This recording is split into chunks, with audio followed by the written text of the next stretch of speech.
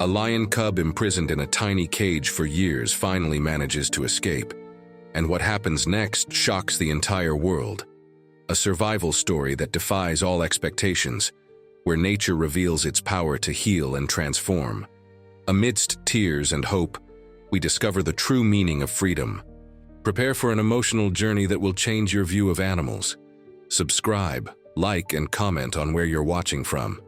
In the golden landscape of the African savanna, where the sun embraces the earth with its intense heat and the wind whispers ancient secrets among the tall grasses, a small lion cub played carefree, under the watchful eye of his mother. His amber eyes, still innocent, could not imagine the cruel fate that awaited him. The desperate roar of his mother was the last familiar sound he heard, before rough hands snatched him from his home. The cold metal of the cage cut into his soft skin as he was transported for endless hours in suffocating vehicles. The smell of fear permeated the air around him, mixing with the odor of sweat from the smugglers who laughed and spoke in languages he did not understand. His small teeth and claws, made to learn to hunt on the vast African plains, now scratched uselessly at the bars that imprisoned him. His new dwelling, a metal cage of 20 square feet in a private resort in the heart of South Africa. A space so limited that, even as a cub, he could barely take more than 3 steps in any direction. The destiny of an animal born to roam, up to 20 miles a day, reduced to an eternal back and forth between artificial barriers. Years passed like this, with the small cub transforming into a magnificent adult lion, but without ever knowing freedom. Visitors to the resort, men and women in expensive clothes and sophisticated cameras, paid exorbitant amounts to photograph the king of the jungle in his humiliating throne of concrete and metal. Continuous flashes bombarded his sensitive eyes, causing headaches that no one noticed.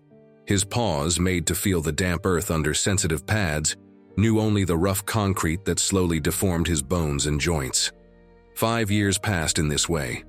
5 years in which each dawn was identical to the previous one, each sunset just the prelude to another lonely night.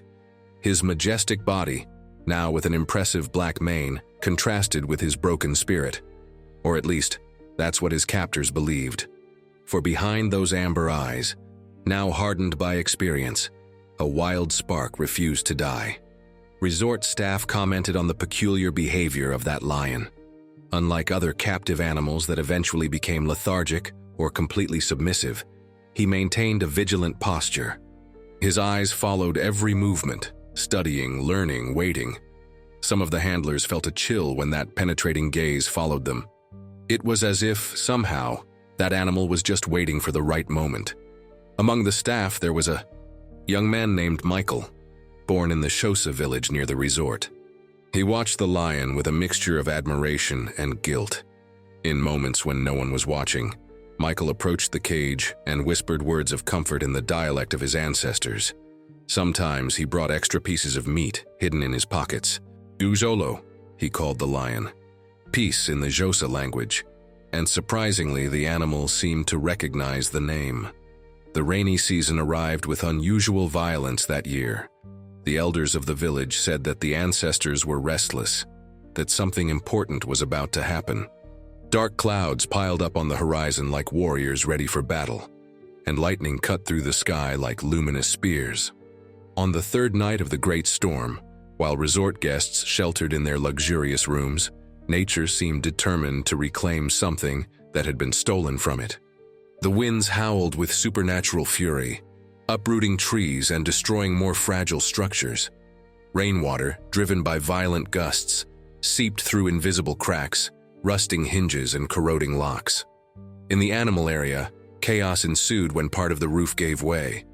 Employees ran in all directions, trying to protect the resort's most valuable assets. In the confusion, no one noticed that the old lock on the lion's cage, already weakened by oxidation and the animal's constant attempts to test it, finally gave way with an almost imperceptible snap amidst the roar of the storm. For a long moment the lion remained motionless, as if he did not believe what his eyes were seeing. The door, always so firmly closed, now swung slightly in the wind. Cautiously, he pushed it with his paw. The door opened a few more inches. With a fluid movement that belied years of confinement, The magnificent animal slid out of the cage that had been his world for so long. His instincts, dormant but never completely extinguished, guided him away from the lights and the smell of humans. The heavy rain camouflaged his scent and covered his tracks as he moved, silently through the property. A low wall, neglected at the back of the resort that bordered a wildlife reserve, was easily crossed with a powerful leap. And so, under the protective cloak of the wildest of storms, Uxolo disappeared into the vastness of the African savanna, not as the zoo animal that his captors had created, but as the predator that nature always intended him to be. The storm, as an accomplice to his escape, seemed to celebrate his freedom with lightning bolts that illuminated his path to a new life.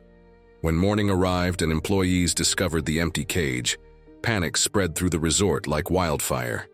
The owner, a stout middle-aged man named Johnson, bellowed orders as his face went through every shade of red possible.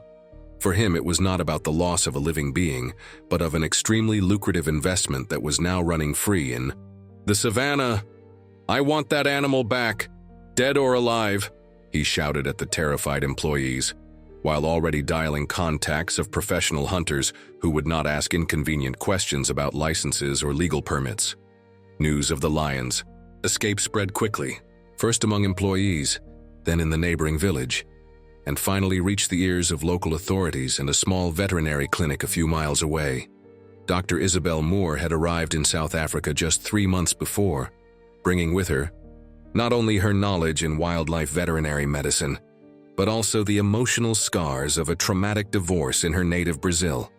The decision to accept the position in that distant country had been both professional and personal, an escape from her own emotional captivity. When news about the escaped lion reached her, something awakened within her. Her hands trembled slightly as she read the hasty report that described the conditions in which the animal had been kept. The attached photos showing the tiny cage and the lion's compromised physical state made her stomach churn. "They're going to kill him," she murmured to herself, watching through the window the rain that continued to fall with less intensity. "They're going to kill him simply because he dared to seek what should have been his by right." Her assistant, a young local woman named Ashley, noticed the change in the Brazilian veterinarian's posture. "What do you intend to do, doctor?" she asked cautiously. "Find him first," Isabel replied with a determination that surprised even herself. "Before the hunters do." What Isabel did not know was that her impulsive decision would place her at the center of a much larger conflict that involved not only the life of an animal, but ancestral traditions, corporate greed, and her own journey of healing. In the Josa village, the elders gathered in a solemn circle inside the main hut. The eldest of them, Elder Thembile, whose eyes dulled by age still reflected a deep wisdom, spoke in a low voice while the others listened with reverence. "The Inganyama, the lion, did not escape by chance," he said, using the word for lion in his language. "Our ancestors freed him because the time for reckoning has come. Ancient prophecies speak of a great feline who would bring justice and renewal to our lands." Younger women, sitting on the periphery of the circle, exchanged skeptical glances, but did not dare to interrupt.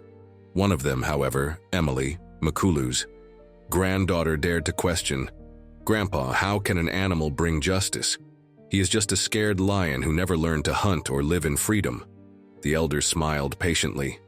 "You studied in the schools of the white men, my granddaughter, and that is good. But there is knowledge that is not in books. The spirit of the lion has always been respected by our people. He is the messenger between this world and that of the ancestors. This lion in particular," his voice lowered to an almost inaudible whisper, "this lion carries a special mission." That same night, against the will of the local authorities, who had ordered no one to venture into the reserve, the members of the village held a traditional ceremony. Drums resonated through the savannah as ancestral dances and songs honored the spirit of the great feline. The most sensitive swore that, at specific moments, they could hear a distant roar responding to the call of the drums. Meanwhile, Michael, the young resort employee who secretly fed the lion, faced his own dilemma. If he revealed his knowledge about the animal, he could help protect him, but also expose his own involvement in what was now being investigated as possible criminal negligence on the part of the resort. Guilt consumed him, as he knew he could have done more during all those years. After a sleepless night, he made his decision. The next morning, he presented himself at the small veterinary clinic where he had already heard about the Brazilian doctor who planned to find the lion before the hunters. "I can help," he said simply when he finally managed to speak to Isabel. "I know Uxolo better than anyone." "Uxolo?" questioned the veterinarian, frowning. "It's what I called him," Michael explained, lowering his eyes. "It means peace in my language. I was one of his handlers for 4 years. His voice faltered momentarily. "I should have done more for him." Isabel studied the young man for a few seconds, assessing his sincerity. "Why do you want to help now?" Michael raised his eyes, and there was determination in his eyes. "Because I worked for them when I didn't know better. Because I saw what they did to those animals and stayed silent for too long. Because—" he hesitated briefly. "Because I promised Uxolo that one day he would be free, and I want to make sure that freedom lasts longer than a few days before a bullet finds him." Michael's confession contained more than his words revealed, but Isabel recognized in him the same need for redemption that she herself sought. Extending her hand, she said, "Let's find him together then." Uxolo's first weeks of freedom were among the most challenging. Nature, although his true home, presented itself as a strange and dangerous environment for an animal that had never developed the necessary skills to survive in it. Hunger was his first great adversary. His body, though powerful, had never learned the technique of hunting. Instinctively, he knew he should pursue prey, but he lacked the precision and patience developed during years of learning he would have had if he had grown up with his natural family. After several frustrated attempts to capture small antelopes, hunger led him to approach a farm on the edge of the reserve. The smell of domestic cattle, easy and abundant prey, was irresistible to a hungry predator. On the Smith farm, a Texan family who had lived in the region for generations, panic set in when one of the workers spotted the large feline approaching the cattle at dawn. Jacob Smith, the eldest son, quickly gathered some armed men and, simultaneously, alerted the authorities and filmed the animal with his cell phone. The images, captured from a distance and with poor quality, showed only a large lion apparently attacking the herd. Within hours, the video went viral on social media, inflaming fear in the local community, and serving as justification for authorities to authorize the hunters hired by Johnson to kill the animal if they found him. What the video did not show, however, and that only Martha Smith, the 78-year-old matriarch of the family, witnessed from her porch, was the lion's peculiar behavior. Unlike an efficient predator, he seemed to mimic hunting movements, as if he were reproducing something seen from a distance. His approach was hesitant, almost experimental, and when one of the older bulls in the herd advanced towards him in a defensive posture, the lion retreated immediately, confused. "He doesn't know how to hunt," Martha murmured to herself, watching through her old binoculars. "It's like a child trying to imitate adults." When her son and the workers returned, boasting about how they had scared away the beast, Martha remained silent. That night, defying the express orders of her family and the authorities, she separated a generous portion of the meat that would be the family dinner and, aided by her cane, walked slowly to the edge of the property. Leaving the meat on a flat stone, the elderly woman whispered words that her grandmother, a woman who deeply respected African traditions despite her European heritage, had taught her. "Inganyama, protector, accept this offering and protect our house in thanks." In the following days, she repeated the ritual secretly. On the fourth night, hidden behind bushes at a safe distance, she had a reward. The magnificent lion emerged from the shadows, cautious, and accepted her offering. For a brief moment, their eyes met, and Martha felt a recognition that transcended the barrier between humans and animals. News that a killer lion was roaming the region spread quickly, greatly complicating Isabel and Michael's work. Public opinion, inflamed by decontextualized images and sensationalist rhetoric from certain media outlets, demanded immediate action from authorities. "They don't understand," Isabel explained, frustrated during an impromptu press conference in front of the clinic. This is not a common predator. It's an animal that has spent its entire life in captivity without ever developing basic survival skills. He's confused, scared, and probably hungry. Killing him would be the easiest solution, but not the right one. Her arguments, although logically sound, faced the tide of fear that was spreading through the community. Local authorities, pressured from all sides, set a deadline. If the lion was not captured for rehabilitation within 2 weeks, they would officially authorize his killing. Time was running out, and searches intensified. Using his knowledge of the animal's behavior, Michael guided Isabel through regions of the reserve where he thought Uxolo was most likely to take shelter. Armed only with tranquilizers, monitoring cameras, and a lot of determination, they scoured the savannah methodically. It was during one of these searches that Isabel noticed something strange in Michael's behavior. Whenever they approached certain areas where groups of hunters were also searching, he subtly redirected the path, as if he knew something he wasn't sharing. "You know where he is, don't you?" She finally confronted him, after noticing a pattern in his deviations. Michael kept his eyes fixed on the horizon for long seconds before answering. "Not exactly, but I know areas he would probably avoid, and others where he might feel safe." After a pause, he added in a low voice, "And I also know that some search teams are not really interested in capturing him alive." "What do you mean?" "Johnson is offering a bonus for anyone who brings the lion back, dead or alive.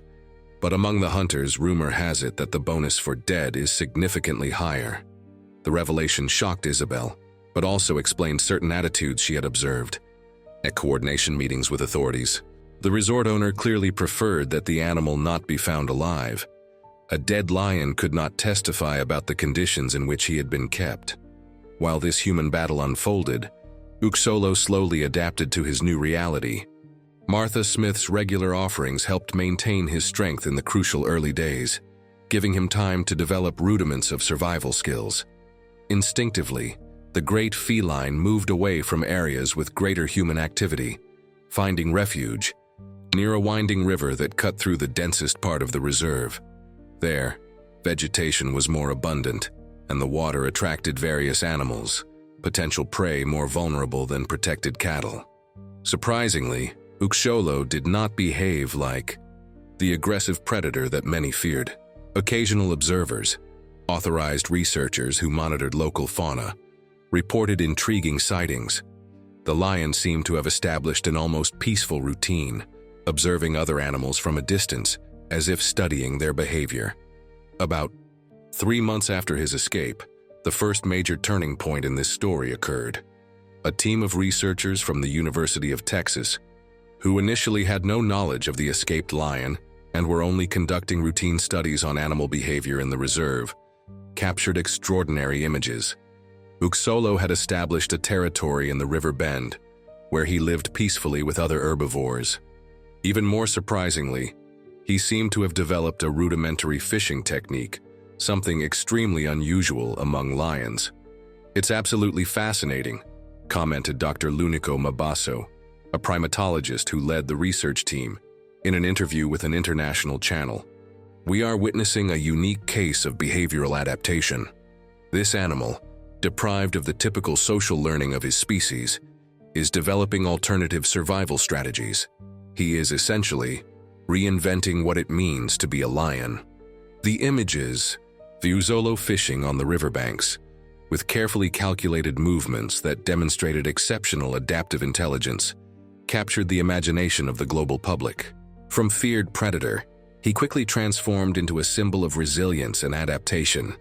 This new narrative greatly complicated Johnson's plans. With international attention now focused on the case, pressure on his establishment intensified. Animal rights activists, armed with new information about the lion's adaptive capacity, demanded investigations into the conditions of other animals kept at the resort. The pressure resulted in a surprise inspection that revealed equally deplorable conditions for several other exotic animals. Images of overcrowded cages, malnourished animals, and unsanitary facilities leaked to the press, causing a storm of criticism and mass cancellation of reservations at the resort. Cornered by the reputation crisis and the investigations that were beginning, Johnson played his last card. In an exclusive interview with a major newspaper, he presented seemingly official documents that proved legal ownership of the lion and other animals. These animals were acquired legitimately through appropriate channels, he stated with false indignation. We have all the necessary licenses and have always followed animal welfare regulations to the letter. This defamatory campaign is orchestrated by extremists and by competitors envious of our venture's success. The documents, although later revealed to be sophisticated forgeries, greatly complicated the legal situation.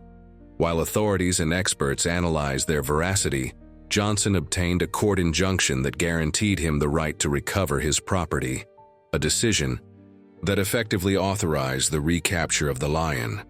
For the local community, the case had become much more than the story of a fugitive animal. It had become a symbol of the conflict between commercial exploitation and traditional conservation values, between immediate greed and long-term sustainability. In the Xhosa village, ceremonies honoring the spirit of the lion intensified. Now it was not only the elders who participated, but also young people who normally showed skepticism towards traditions. Uxolo's story touched something deep in the collective consciousness.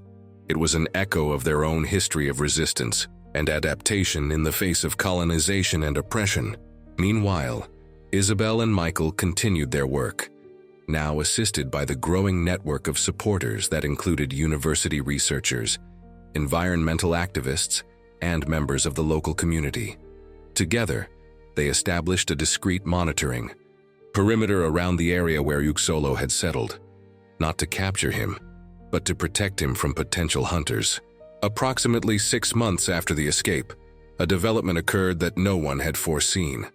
Monitoring Uxolo from a distance through camouflaged cameras, Isabel's team captured extraordinary images.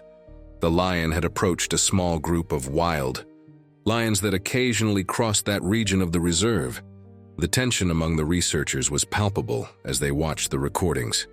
The encounter between a captive-bred lion and wild lions could easily end in tragedy. Lions are territorial and hierarchical animals. Intruders are often attacked mercilessly.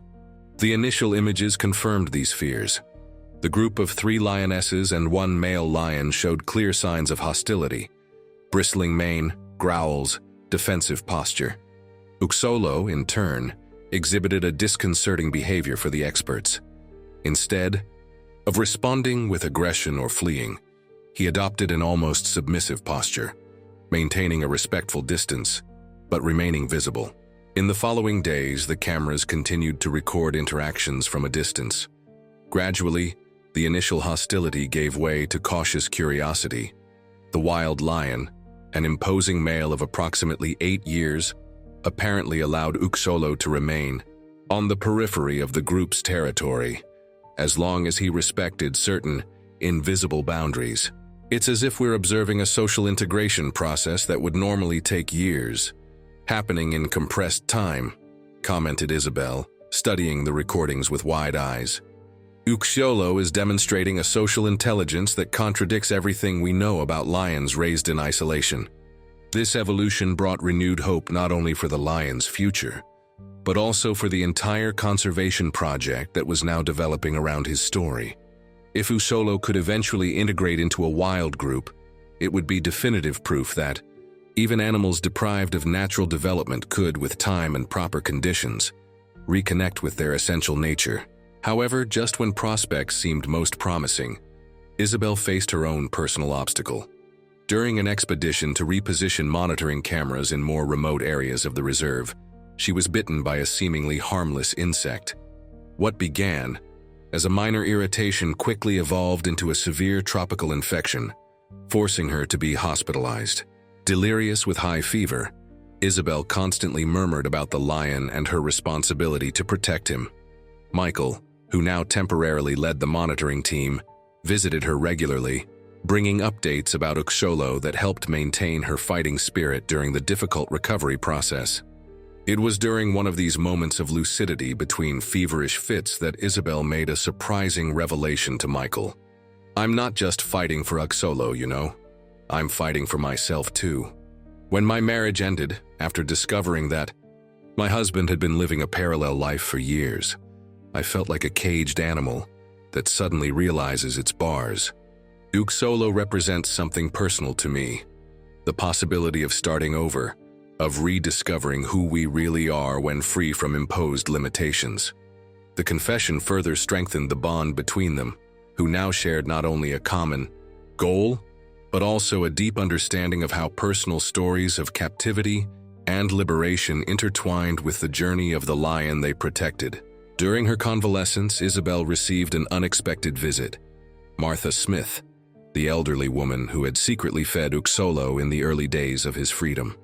The lady, leaning on her cane with impressive dignity for her 78 years, brought with her a dusty package. "I found this in the attic of our house," she explained, handing the package to Isabel. It belonged to the former resort handler, a man named John, who worked there in the early years. He stayed at our farm for a few weeks before mysteriously disappearing. He left these diaries behind. The diaries, written in Afrikaans with meticulous handwriting, contained detailed records of the resort's early years, including information about the illegal capture and transport of wild animal cubs. Among the yellowed pages, Isabel found a shocking revelation. Uxolo had not been the only cub captured on that fateful day. A sister, named Thandi in the records, had been separated from him and sent to another establishment. "There's a sister," Isabel whispered, feeling a shiver run down her spine. "We have to find her." The diaries did not specify Thandi's exact destination, mentioning only that she had been sold to a buyer in the entertainment industry. The clue was vague, but enough to initiate a new search parallel to the continued protection of Uxolo. With Isabel still recovering, Michael coordinated a network of contacts and informants to track down the lioness's whereabouts. Activists, former exotic animal industry employees, and even reformed hunters were discreetly mobilized for this search. Approximately 8 months after Uxolo's escape, the effort resulted in a surprising discovery. Thandi had been located in a small traveling circus that was currently performing in a city about 200 miles away. Photographs sent by an informant showed a thin, dull-eyed lioness, forced to perform simple tricks in an improvised arena. Armed with the diary records that proved the animal's illegal origin and the support of an animal rights organization with legal expertise, Michael and a team of lawyers obtained an emergency court order for the lioness's seizure. The rescue operation, conducted with the discreet support of local authorities, met minimal resistance from the circus owners, who clearly knew they were in an irregular situation. Thandi was immediately transported to a rehabilitation center associated with Isabel's clinic. Her physical condition was considerably worse than Uxolo's when he escaped. Years of malnutrition, inadequate space, and punishment-based training had left visible marks, scars, atrophied muscles, and a behavior that alternated between deep apathy and defensive aggression. Unlike her brother, Thandi did not demonstrate the same drive for freedom. Accustomed to responding to specific commands and dependent on humans for food, she seemed disoriented when placed in a larger enclosure, often voluntarily returning to the smallest covered area available. This fundamental difference between the siblings created an ethical dilemma for Isabel and her team. While Uxolo had responded positively to freedom, progressively adapting to wildlife, Thandi seemed unable or reluctant to embrace this transition. "Not all animals respond the same way," Isabel explained during a meeting with her team, now visibly thinner after her illness but with renewed determination in her eyes. "We need to accept that what's best for Thandi may not be the same as for Uxolo. Forcing her into a freedom she's not prepared for would be another form of cruelty." This recognition led to a dual approach. While they continued monitoring and protecting Uxolo in his progressive readaptation to wildlife, they worked with Thandi on a gradual program that respected her limitations, primarily focusing on her physical and psychological well-being, without unrealistic expectations of complete reintroduction. The difference in approach generated tensions with the elders of the Xhosa village, who saw the continued separation of the siblings as a perpetuation of the spiritual imbalance they believed to be at the root of the region's problems. The siblings must be reunited for harmony to be restored, insisted Elder Thembile during a tense meeting with Isabel. Their souls have been connected since birth. Keeping them apart is prolonging the suffering of both. Isabel, although deeply respecting traditional wisdom and recognizing the importance of integrating ancestral knowledge into modern conservation practices, found herself in a professional dilemma. I understand the spiritual importance of this reunion, Makulu, but Thandi would not survive a week in the savannah in her current state. She has never learned to hunt, does not recognize predators, and her socialization with other lions has been completely compromised. The impasse between scientific and traditional approaches seemed irreconcilable, until Ashley, Isabel's assistant and granddaughter of another respected elder, proposed a hybrid solution. What if we work to prepare Thandi gradually, combining modern rehabilitation methods with traditional ceremonies, allowing both knowledges to contribute to her recovery? The proposal, initially met with skepticism on both sides, eventually evolved into an unprecedented collaboration between veterinarians, conservation biologists, and practitioners of Xhosa traditional knowledge. Together, they developed a program that respected both Thandi's physical well-being and the spiritual needs recognized by the local community. Approximately 10 months after Uxolo's escape, another unexpected development again altered the course of history. Michael, the young man who had helped Isabel from the beginning, approached her with a confession he had been carrying for months. "It was me," he admitted, with a trembling but determined voice. "It was me who deliberately loosened the cage locks during the storm. It wasn't accidental." His confession included meticulous details, how he had gradually sabotaged the lock over weeks, waiting only for the ideal opportunity, how he had studied security patrol routes to ensure Uxolo had a viable escape path, how he had left small markings that only the lion would recognize, instinctively guiding him away from dangerous areas. "Why are you telling me this now?" Isabel asked, aware of the serious legal implications such a confession could have. "Because it's time for full truth," Michael replied. "Johnson is pushing for a criminal investigation into the escape, and innocents may be blamed. Besides," he hesitated briefly, "I believe Uxolo and Thandi deserve someone to take public responsibility for trying to correct what was done to them." Michael's confession, when it eventually became public, divided opinions. For some, he was a criminal who had put communities at risk by releasing a potentially dangerous predator. For others, he was a hero who had risked everything to correct an injustice. The legal process that followed reflected this moral ambiguity, with prosecutors pushing for severe punishments, while the defense argued mitigating circumstances based on the history of animal abuse at the resort. While the human drama unfolded, in the courts Thandi continued her slow recovery process. Unlike Uxolo, she showed a strong bond with her human caregivers, especially with Isabel, with whom she developed an extraordinary relationship of trust. "She is learning to be a lion again, but in her own way," Isabel explained to visitors to the rehabilitation center, where Thandi now occupied a spacious enclosure specially designed with areas that simulated different natural habitats. It would be unfair to compare her to her brother or impose a single model of success on her. Each animal, like each person, has their own healing journey. The hybrid rehabilitation program was beginning to show promising results. Thandi gradually explored larger areas of her enclosure, showed increasing interest in toys that simulated prey, and, crucially, began to exhibit natural behaviors of her species that had been suppressed by years of abusive captivity. A year after Uxolo's escape, when few still believed that additional surprises were possible in this already extraordinary story, perhaps the most surprising development of all occurred. During a routine monitoring period, cameras captured Uxolo, now fully integrated into the wild lion group, approaching the border of the reserve adjacent to the rehabilitation center where Thandi was housed. For 3 consecutive days, he was seen in the same area as if consciously establishing a presence there. "He may be smelling her," suggested one of the team's biologists, although it sounded almost impossible considering the distance.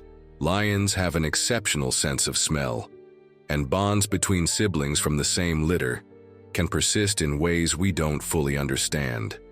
After much deliberation and consultation with behavioral experts, Isabel made a risky decision: to allow Thandi to explore, under careful supervision, an outdoor area adjacent to her usual enclosure, an area that coincided with the location where Uxolo had been repeatedly sighted.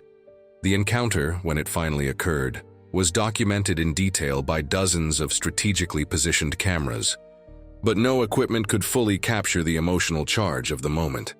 Thandi, initially hesitant and clearly anxious in open space, froze completely when she spotted her brother approximately 100 yards away.